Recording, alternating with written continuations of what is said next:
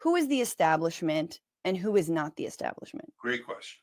So Nancy Pelosi, Joe Biden, Kamala Harris, Pete Buttigieg, Gavin Newsom, all the corporate Democrats who take corporate PAC money, serve their corporate donors, want to lie to us 24/7, never intend to do any progressive policy positions, never intend to do any Democratic policy positions that they state in campaigns, and are backed by the liars in mainstream media, pretending that they're on our side when they're playing good cop, bad cop with establishment Republicans and robbing us blind on behalf of their donors.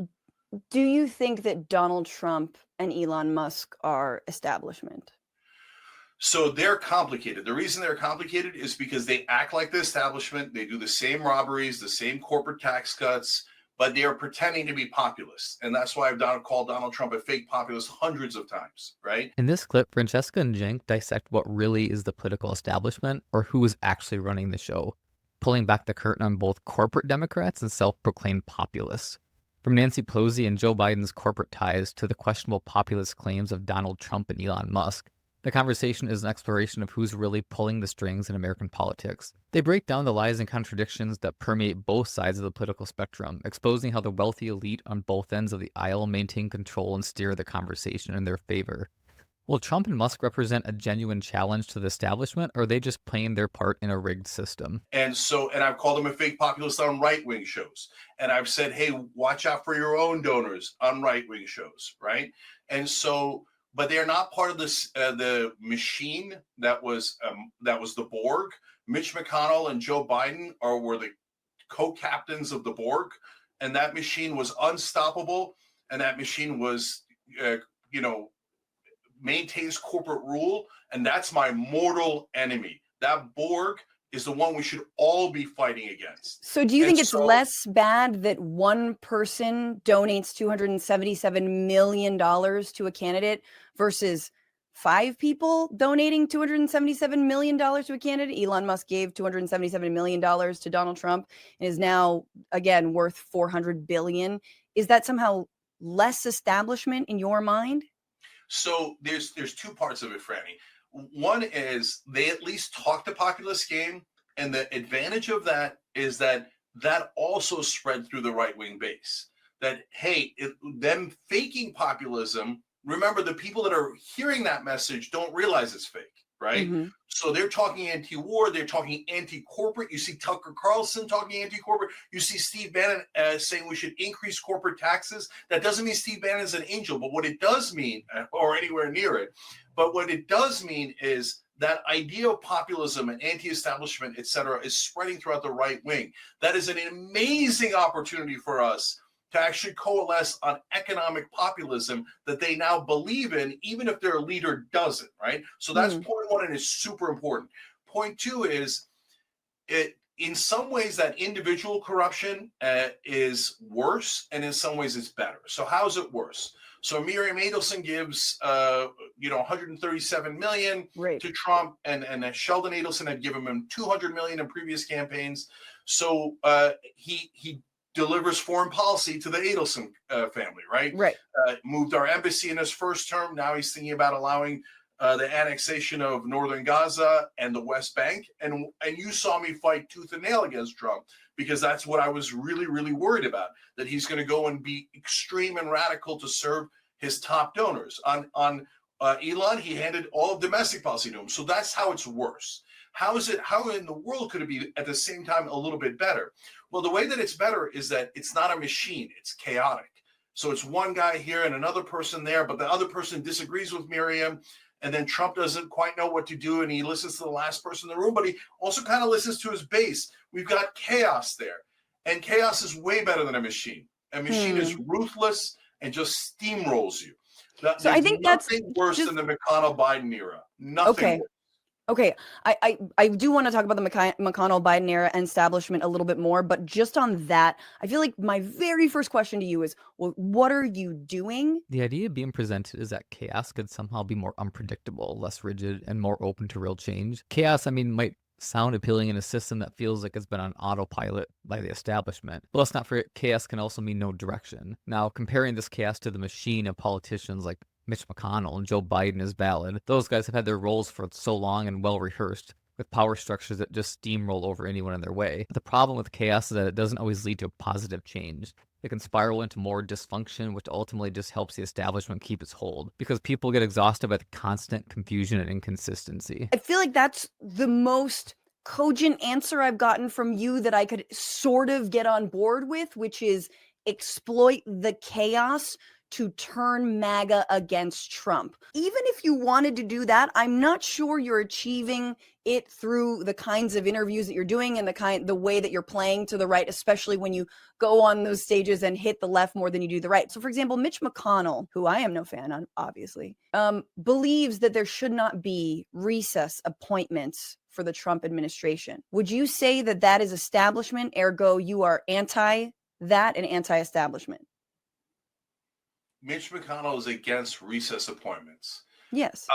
So that one's a super tough one because sometimes the establishment will block something. Like if Bernie was president and he wanted to put in Stephanie Kelton as Treasury Secretary, I actually would disagree with that. But I put that as an example. The establishment would say no way, and they would block it with everything that they have. There is a scenario where I would say, Bernie, do a recess appointment, right? And so on the other hand, if Bernie came in and said, I don't care about advice and consent to the Senate, I'm just going to do everyone as a recess appointment, I would say, no, don't do that. Don't do that. That's not a good idea. Why? So because it's anti-democratic. Was that? Yeah, the core of Sure. So Franny, the core of the question is, when we talk about the system, what do we mean by the system? Because there's two different systems that people refer to, and then they conflate them. The system we want to protect is democracy, the Constitution, civil rights, etc. That's the system that we love and believe in. The system we do not want to protect and we want to fight against is donor money, establishment, protecting the status quo, protecting corporate rule. So separate those two things out, because one, the permanent system of the Constitution and democracy is great. The current system of corruption and establishment rule is horrible. Yeah. Do you understand that the right actually just conflates those two things? I think the left often conflates those two things too. Well, okay, so you would be in favor of Donald Trump doing recess appointments, or you wouldn't in this case? So if he's doing blanket recess appointments, I'm against it.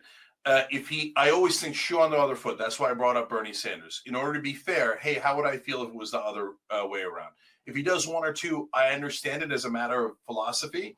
Okay. But if he does a recess appointment, I'm very likely to be against that particular person, like a Kash Patel or Pete Hegseth. He's going to do recess appointments on the most radical culture warrior stuff that I hate. I hate when the right does culture war stuff. I don't love it when the left does it, but I certainly hate it when the right does it. And so I'm worried about his recess appointments because of the people, the specific people that he's likely to do them with. One of those things also in terms of this establishment and anti-establishment sort of framework that you're using is also Project 2025 and Russell Vought, who he just appointed to be the head of the Office of Management and Budget. Russell Vought, do you believe that that's a populist thing to do? No, it's fake populism. And so it's so alluring to the MAGA base because they feel like, oh, we're fighting against the government, right? But what I'm trying to get them to understand is, like, you guys, they think that the government is a blanket bad thing. And so the story I often tell on these shows is the one that Matt Stoller does, great progressive, done great anti-monopoly work in the Senate, et cetera, which is, hey, what size pipe should I get? And people always ask, and that's why Matt does it this way. Well, what job are you doing? It depends. And that's exactly the point that I make to these right wingers. Do we want big government or little government? Well, it depends, right? Are we invading Iraq? Then I want smaller government, right? Are we going to invade doctors' offices and get between a woman and a doctor? Then I want smaller government, right?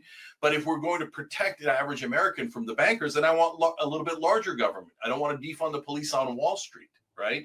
So I explained that, hey, if you fire people that are at the IRS, guess who's it's going to help the most? The Republicans are absolutely against that because they've been trying to defund the IRS. Exactly. Right. And remember, again, do you know those MAGA guys, they will tell you exactly what they think. They're not holding anything back. They have no need to lie to you. Yeah, they've been telling us for many, many years. Yeah. So they're also not lying when they say they're anti-war, anti-corruption. They might have been misdirected, but they're not lying. So what I'm trying to get them to see is firing the federal workers is not the answer. Yeah. Cutting the Pentagon is part of the answer. Yeah. And so when they say yes to cutting the Pentagon, they're not lying. The MAGA voters actually want to cut the Pentagon. What Whether do their you leaders will think? do it is a completely different question. And so one more thing that's super important, though. It's not a booby trap, Franny. I understand what you're saying, and that's one way to frame it. But in my mind, when you have people who actually agree, you're not tricking them. You're just getting them to see, guys, you wanted to cut the Pentagon, but look, your leaders didn't cut the Pentagon. So do you see how they led you astray? Right? I'm actually getting them to I'm just showing them that their leaders are not doing the things that they promised. On the other hand, sometimes Trump responds to his base. So if that base gets angry enough and says, hey, let's cut the Pentagon, maybe Trump does cut the Pentagon, where Biden never would, McConnell never would. In the Biden-McConnell era, the Pentagon's only going to get increased forever and ever and ever. Corruption is always going to increase forever and ever and ever. I mean, wait, just on this. Advantage for us is that he likes to be popular. He just doesn't know how. So, sure. So I just really want to, just drill down on a couple of those things. And then there's a lot to talk about, and I don't want to take too much of your time, but just on this new MAGA, old MAGA thing. I've heard you say new MAGA as you talk about anti-corruption, anti-war. Cenk, they were like that in 2016, man. I mean, let's be honest. The reason Donald Trump just destroyed the Republican primary was absolutely being an outsider, right? And sort of purported seemingly anti-establishment, even though, he's a billionaire, part of the elite. But it really was around being against the Iraq war. Now, for his reasoning was, we should have taken all the oil, F those, whatever, like enter expletive, right? Which I think gets to another point. But he was also, remember, in terms of the corruption stuff, they wanted to get rid of, what was it? They wanted term limits. They had term limits and were suggesting them early on. And you had a Bernie Sanders and you had Donald Trump. And of course, the actual establishment, that the centrists that I hate as well, were trying to say Bernie is exactly like Donald Trump. Look at him. He's using the same. No. They were very different. And that's why I wanted to talk to you about the differences between right-wing populism and left-wing populism. Although you could dig a lot deeper into this topic, I think Francesca and Cenk laid out the messy, often ugly truth about the political establishment pretty well. It's hard to argue the system is not tilted in the favor of those with power and money, but are we better off with a predictable system or a system less rigid? Chaos could definitely disrupt the status quo. It can also lead to more confusion and instability. On the other hand, the establishment's grip on power is ruthless and unyielding, so both sides have their flaws, but one thing is certain, the current system is not working for the people. Thanks for watching. If you enjoyed this, make sure to like, comment, and subscribe for more bold and unapologetic content.